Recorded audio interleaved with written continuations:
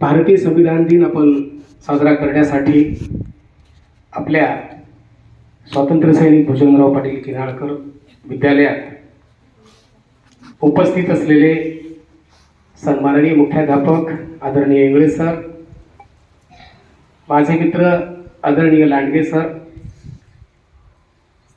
आणि त्याचबरोबर माझे सहकारी आणि विद्यार्थी आदरणीय मुनेश्वर सर,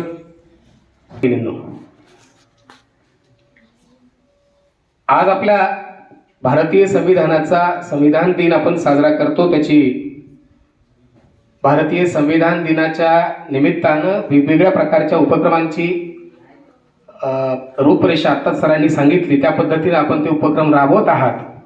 ही अत्यंत आनंदाची आणि तेवढीच अभिमानाची ही गोष्ट मला वाटते आहे, कारण आपल्या भारतीय संविधानानं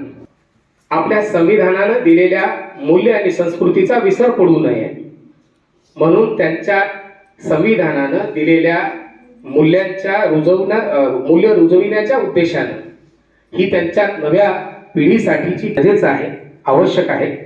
याच उद्देशानं शासनानं अशा पद्धतीने मला आनंद वाटतो आहे। मित्रांनो, भारतीय संविधान हा विषय, कारण भारताचं संविधान हे जगातलं सर्वात मोठं लिखित संविधान आहे हे आपण सगळ्यांनी मला वाटतं पाठ्यपुस्तकातून शिकलेलं असेल।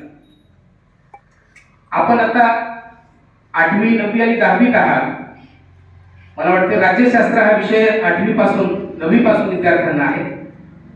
आपल्या शाळेमध्ये आपल्या भारताचं संविधान, त्याची प्रस्तावना त्यातील त्या गोष्टी कोणत्या आहेत, तर आपलं संविधान, भारतीय संविधान हे एका छोट्याशा, मी आता सांगितल्याप्रमाणे छोट्याशा व्याख्यानामध्ये सांगणं शक्य जरी नसलं तरी ओघवता आपण आपले मूलभूत आपले जी कर्तव्य आहे आपण ओझरता आपण।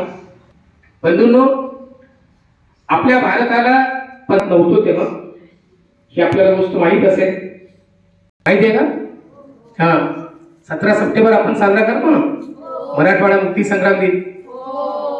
त्या दिवशी आपण मुक्त झालो, स्वतंत्र झालो आणि त्यानंतर आपण भारताचे एक अविभाज्य घटक बनलो। 15 ऑगस्ट 1947 ला जरी भारत स्वतंत्र झाला असला तरीही आपल्या भारताला चालविण्यासाठी, भारताचं राज्य म्हणून, संघराज्य म्हणून चालविण्यासाठी कसा चालवायचा आहे त्यासाठी एक महत्त्वपूर्ण असा दस्तऐवज तयार करण्यात आला किंवा तयार करायचा होता, ज्याला आपण काय म्हणतो, संविधान असं म्हणतो, राज्यघटना असं म्हणतो। आणि या राज्यघटनेची किंवा संविधानाची निर्मिती कशा पद्धतीने व्हावी, नव्हे तर ती नेमकं संविधान कुठल्या गोष्टींवर आधारित असलं पाहिजे, या गोष्टींवर चर्चा सुरू झाली। साधारणपणे 1937च्या नंतर या पद्धतीचा विचार सुरू व्हायला लागला। त्याच्यानंतर दुसरं महायुद्ध झालं आणि दुसऱ्या महायुद्धानंतर भारताला राजकीय स्वातंत्र्य देण्याचा मुद्दा ब्रिटिशांचा ध्यानात आला किंवा त्यांनी विचार करायला लावलं, भाग पाडलं आणि भारताला राजकीय स्वातंत्र्य दिल्याच्या नंतर त्या देशाला, तो देश चालविण्यासाठीची त्यांची कॉन्स्टिट्यूशन किंवा त्यांचं संविधान असायला पाहिजे, हा विचार पुढे आला आणि मग तेव्हा त्या हालचालींना वेग यायला लागला। साधारणपणे 1946 पासून ते 1947 पर्यंत आणि पुन्हा प्रवास आहे। हा प्रवास अगदी एवढ्या छोट्याशा मिनिटामध्ये सांगता येणार नाही म्हणून आपण ओझरता घेतो आहोत। हा जो प्रवास आहे हा अत्यंत होता असं म्हणायला हरकत नाही, कारण आपल्या देशाची रचना जी होती ती राष्ट्र म्हणून झालेली नव्हती आणि म्हणून 15 ऑगस्ट 1947 ला जेव्हा आपला देश स्वतंत्र झाला तेव्हा या देशात अनेक वेगवेगळ्या प्रकारची संस्था